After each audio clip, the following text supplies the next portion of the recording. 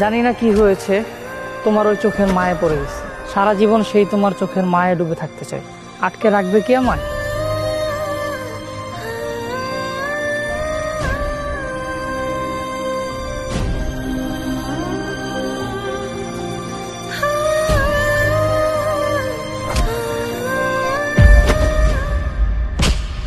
আমি শাকিল যতদিন বাইচে আছি, গ্রামে আনাচে কানাচে কেউ কোনোদিন মাদক বিক্রি করতে পারবো না।